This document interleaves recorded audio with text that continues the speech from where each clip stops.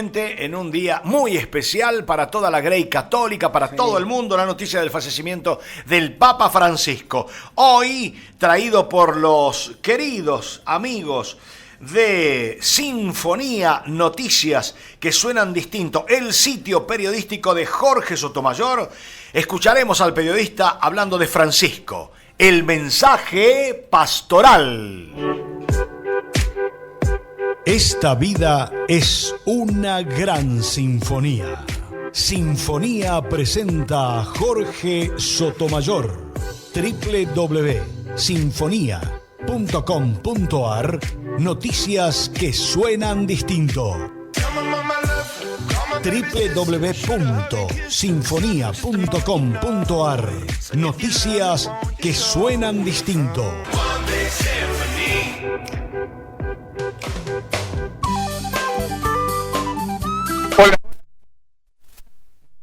Familia, muy buenos días a nuestra audiencia también. Osvaldo, querido, abrazo. Que tengamos una muy linda semana para Marita, para Sonia, para el Manteca Maxi. Hola, buen día. Contentos los sanjuaninos, Coincido con vos, Osvaldo. Vos venías desde, me imagino, desde la zona del sur. Yo esta mañana tempranito iba a buscar al hijo por la avenida de Circunvalación, más o menos a la hora que vos decías recién. A ver, hemos elegido vivir los sanjuaninos, creo, peligrosamente, vivir peligrosamente. Motos, autos, izquierda, derecha, no importa, velocidades cercanas, 100, 110, 120 kilómetros. Las motos me sorprenden muchísimo. En fin, parece como que no nos damos cuenta de lo que pasa diariamente con el tránsito, ¿no? Pero bueno, ojalá que cada una de estas cosas sirva como para hacernos reflexionar un poquito. Pero vamos a lo nuestro. A ver, no pretendo de ninguna manera, porque, a ver, hay cosas y situaciones del Papa Francisco que a uno también a la distancia le cuesta entender, o muchas veces también en un mundo de pasiones enfrentadas y de luchas de poder tan grandes, hasta a veces la información viene cruzada o viene cambiada o viene mal interpretada o con comas y puntos diferentes. Entonces, al hombre común, al hombre de la calle, para uno también les resulta a veces difícil comprender determinadas cosas. No pretendo ni de ninguna manera siquiera tampoco generar ni un espacio de discusión, ni tampoco una especie de editorial a favor o en contra. Pero sí me parece interesante destacar algunas cosas de lo que fue el pontificado del Papa Francisco. Aquel que, como Jorge Mario Bergoglio, eligió llamarse Francisco, inspirado en aquella frase que le dijo a su amigo el cardenal brasileño Claudio Umes: no te olvides de los pobres, aquel 13 de marzo del año 2013. En ese marco, uno puede definir también la catequesis pastoral, la enseñanza del mismo Francisco a lo largo de estos años, la denuncia respecto de la idolatría del dinero, la globalización de lo que él llamaba la globalización de la indiferencia, en donde el otro no me importa solamente yo y me importo yo, y lo que vive alrededor mío no importa. Esa frase, globalización de la indiferencia, me parece una muy acertada, ¿no? Muy acertada. Aquella también famosa de la cultura del descarte que vivimos en nuestro tiempo, abonando algo que ya se había dicho antes en la iglesia que tiene que ver con esta cultura de la muerte. Él le llamó cultura del descarte, que desecha a los más débiles de la sociedad. Y en esto hay que reconocerle a Francisco haber puesto también un énfasis respecto a estos temas, casi en forma permanente, ¿no? El Papa decía, y en esto también en defensa de los débiles y de los más débiles, que abortar es como contratar un sicario para matar. Abortar es como contratar un sicario para matar. Lo mismo pasó, y esto generó reacciones de distintos esquemas de poder, pero él fue e insistió en reiteradas oportunidades respecto de la defensa de la vida, también en contra de la ideología de género, es de las colonizaciones ideológicas más peligrosas, insistía Francisco, anula las diferencias y llevando todo a una antropología del género que es peligrosísima porque anula la diferencia entre hombre y mujer y eso anula la humanidad, lo más rico de la humanidad, tanto de tipo personal como cultural y social, las diferencias y la tensión entre estas mismas diferencias. Apuntando al reconocimiento de persona, hablaba respecto de lo peligroso de la ideología de género. Ojo que esto también generó problemas dentro de la propia iglesia, ¿no? Porque había sectores que planteaban el tema de las diaconisas o avanzar cuantas otras cosas más que tienen que ver más con lo ideológico que con la verdad revelada, y a partir de esto todos los problemas que se han generado, pero y que quede claro, porque en esto hay algunos que incluso aquí que hacen oídos sordos respecto de estos temas, ¿no? Bergoglio avanzó en el reordenamiento también de la curia, la transparencia administrativa, la apertura de las estructuras vaticanas para una mejor representación de la Iglesia Universal, la creación del Consejo de Cardenales en la asesoría del gobierno de la Iglesia. Un objetivo central de Francisco fue el saneamiento de las finanzas vaticanas, motivo de una larga sucesión de escándalos.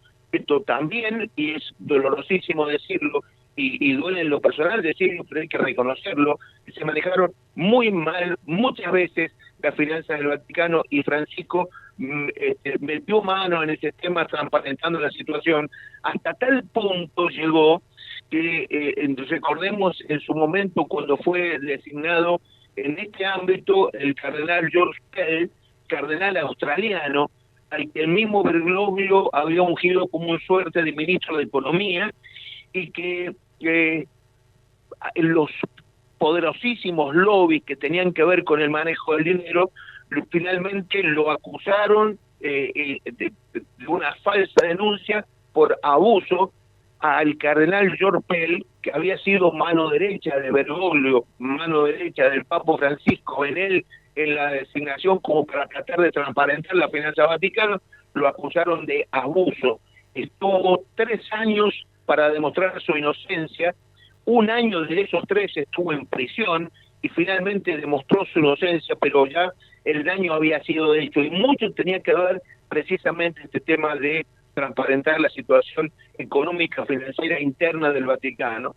La Iglesia no puede tratar de esconder la tragedia de los abusos, sean del tipo que sean. Otro de los temas, en sintonía con lo que ya había hecho San Juan Pablo II, Benedicto XVI, el Papa Francisco fue aún más hacia adentro, dijo: la Iglesia no puede esconder la tragedia de los abusos, sean del tipo que sea. Tampoco cuando los abusos se dan en las familias, en los clubes, en otros tipos de instituciones. La Iglesia tiene que ser un ejemplo para ayudar a resolverlo. Otro de los temas también fue un permanente defensor y procurando la paz en el mundo, ¿no? Y recordemos en la encíclica Fratelli Tutti señaló la necesidad de gestar organizaciones mundiales más eficaces, dotadas de autoridad para asegurar el bien común mundial, la erradicación del hambre, la miseria y la defensa cierta de los derechos humanos. Pidió una reforma tanto de Naciones Unidas como de la arquitectura económica y financiera mundial en torno a la búsqueda de la paz. Tuvo en principio algún eco favorable, como fue la vigilia por la paz en Siria, la oración de palestinos y judíos que se dio en el Vaticano, los puentes entre Estados Unidos y Cuba, pero finalmente también fue desoído su clamor en favor de la paz respecto a la situación de Medio Oriente. Estoy haciendo un repaso muy rápido en función del tiempo que disponemos, pero destacando algunos de los valores fundamentales y reconociendo también que obviamente no se puede generar unanimidad en este tema, que hubiésemos querido, y esto es también en lo personal, que él pudiese llegar hasta la República Argentina. No lo puedo hacer, y yo coincido en esto con vos, Osvaldo. Creo que las pasiones en el mundo tienen mucho que ver, pero en las pasiones en Argentina se agigantan aún más. cada uno de los dirigentes políticos, incluso el kirchnerismo, que primero se enojaba con él y lo maltrató, después se quiso congraciar, bueno, viajaron varias veces, muchos se sacaron la foto, unos recibidos con sonrisa, otros menos sonrisa, pero la realidad de esto es que las mismas pasiones impidieron que Francisco pudiese llegar al país, al menos en la opinión que yo tengo coincidiendo con la tuya, ¿no? Y en lo demás, todos deberemos dar cuenta, nos gusta o no, todos, desde el Papa hasta el último feligrés que puede ser uno mismo, deberá dar cuenta el día de mañana de sus cosas. Obviamente también es muy difícil en un contemporáneo generar una opinión unánime del tema. Aún hoy discutimos a San Martín, a Belgrano y a cuantos más en nuestro país, y hasta el mismo Jesús también lo discutimos. Así es que es difícil, pero valgan estas expresiones respecto de algunos de los temas que a mí me parece importante destacar, y en lo demás también quiera Dios que lo reciba, y bueno, con su misericordia como para nosotros aquí en la tierra también, rezar por su alma, rezar por su eterno descanso. Hermano amigo, muchas gracias por permitirme también decir estas cosas con absoluta libertad. Abrazo y hasta mañana si Dios quiere. Chau, chau. Con el sello de Jorge Sotomayor, www.sinfonia.com.ar. One big symphony.